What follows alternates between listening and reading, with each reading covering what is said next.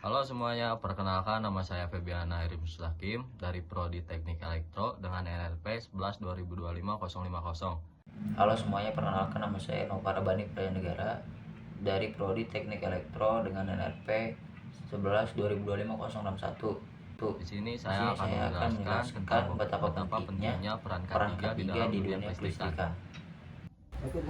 Nah, di sini saya akan menjelaskan tentang betapa pentingnya peran K3 di dalam dunia kelistrikan.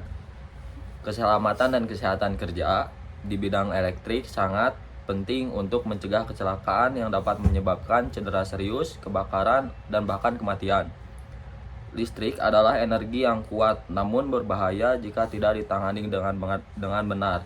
Materi ini membahas tentang bahaya utama, prinsip keselamatan, peralatan yang diperlukan, dan prosedur darurat berdasarkan standar internasional seperti NFPA, National Fire Protection Association, dan regulasi K3 di Indonesia. Misalnya Peraturan Menteri Tenaga Kerja Nomor 5 Tahun 2018. Dan kemudian di sini ada beberapa poin tentang bahaya utama listrik.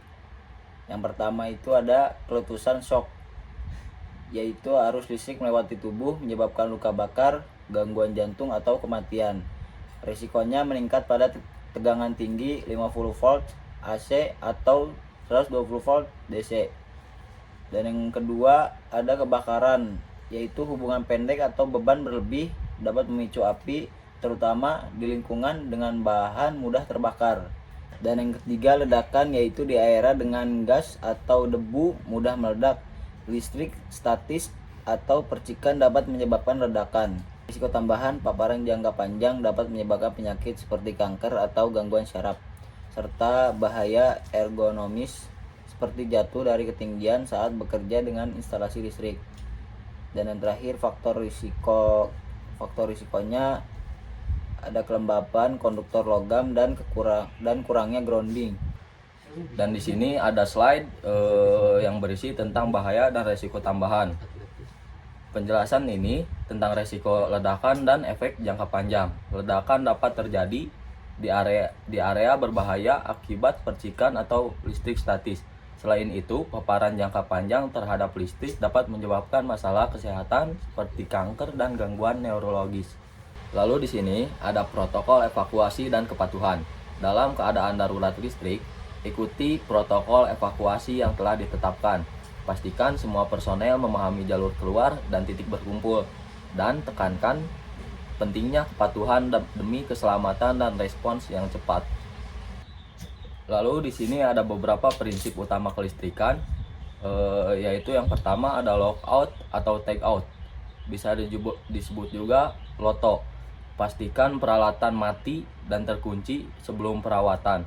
Yang kedua ada grounding, hubungkan sistem ke tanah untuk mencegah akumulasi muatan. Yang ketiga ada penggunaan PPE, Personal Protective Equipment. Selalu gunakan sarung tangan, sepatu isolasi, dan kacamata pelindung. Yang keempat ada pemisahan sumber daya. Gunakan saklar darurat dan isolasi untuk memutus aliran listrik saat bahaya. Yang kelima ada pelatihan dan sertifikasi. Hanya personel terlatih, misalnya bersertifikat K3 elektrik, yang boleh menangani instalasi listrik. Lalu yang keenam ada inspeksi rutin. Lakukan pemeriksaan secara berkala pada kabel, soket, dan peralatan untuk mendeteksi kerusakan. Dan selanjutnya ada prosedur darurat dalam K3. Prosedur darurat yang pertama itu matikan sumber daya. Gunakan saklar utama atau putuskan aliran listrik dengan aman. Yang kedua, jauhkan korban.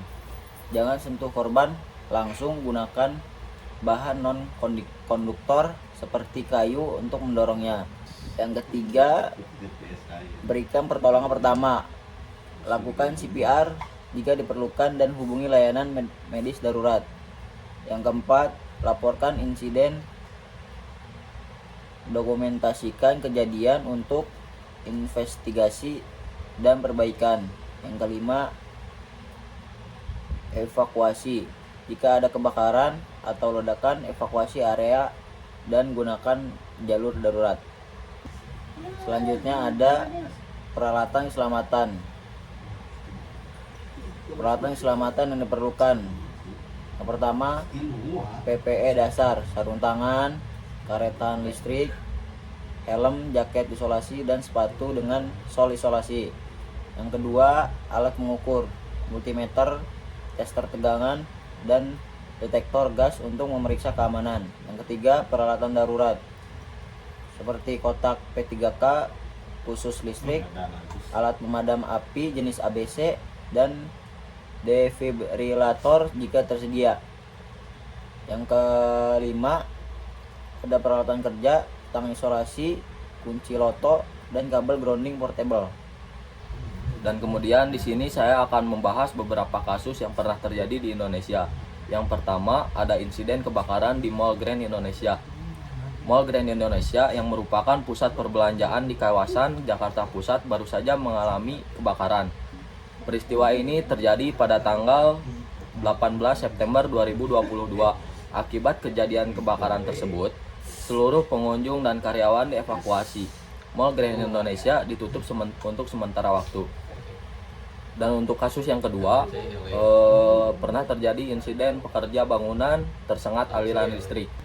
Kasus ini terjadi kepada seorang pekerja bangunan berinisial T, 40 tahun, warga Wonosobo, mengalami kecelakaan kerja akibat tersengat aliran listrik saat sedang memasang atap galvalum di lantai 2 sebuah bangunan di Karangwaru, Kelurahan Karangwaru, Kemanten, Tegarrejo pada tanggal 13 bulan 5 2025.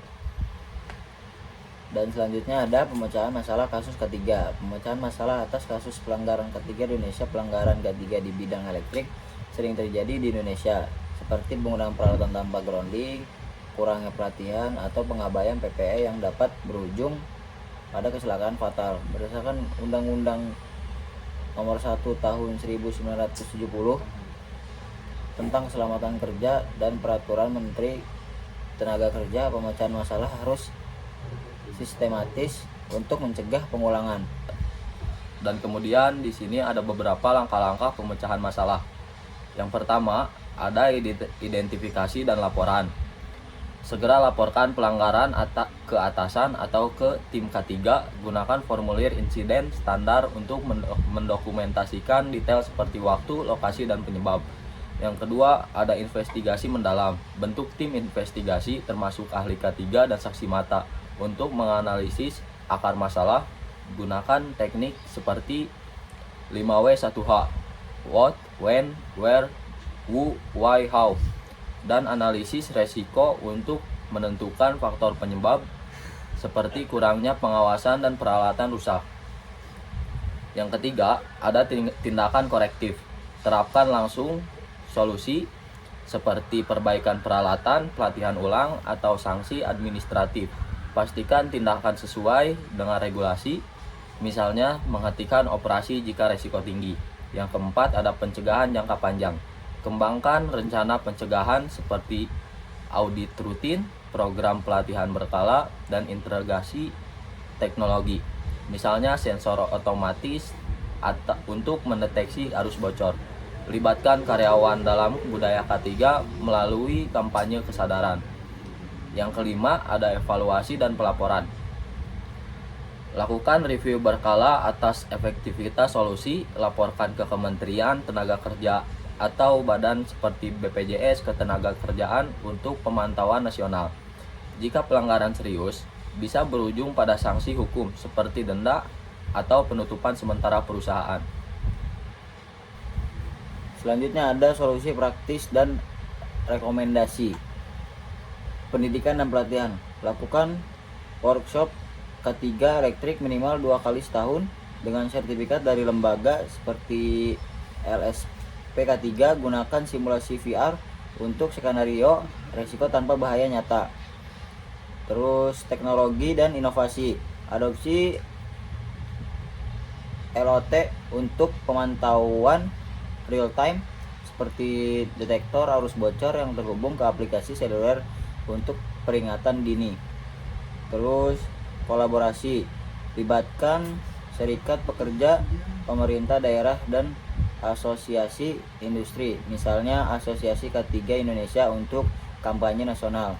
dorong perusahaan untuk mendapatkan sertifikat SMK 3 Sistem Manajemen Keselamatan Kerja. Terus ada tantangan dan solusi.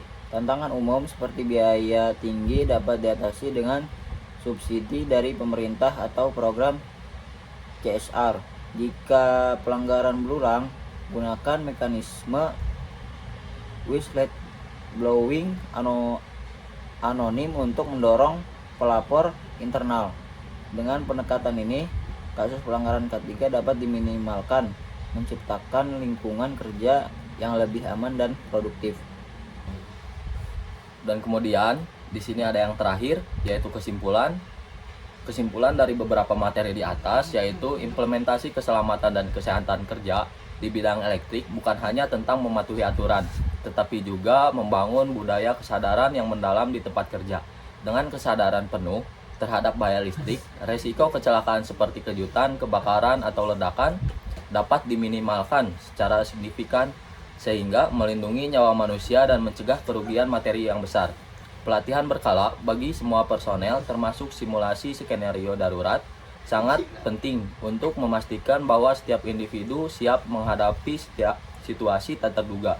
Ada prosedur seperti lockout dan takeout, penggunaan PPE yang tepat, dan inspeksi rutin tidak hanya mengurangi insiden, tetapi juga meningkatkan efisiensi operasional dan produktivitas kerja secara keseluruhan.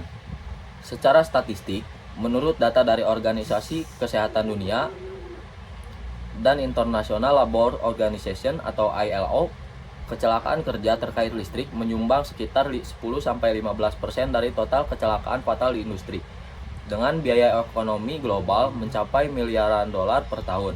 Di Indonesia, berdasarkan laporan Kementerian Tenaga Kerja, ribuan kasus kecelakaan listrik terjadi setiap tahun, seringkali disebabkan oleh kurangnya pemahaman atau pengabaian prosedur. Oleh karena itu, perusahaan harus melakukan audit K3 secara berkala, melibatkan pihak ketiga independen, dan mengintegrasikan teknologi seperti sistem pemantauan otomatis atau mendeteksi anomali listrik sebelum terjadi bencana.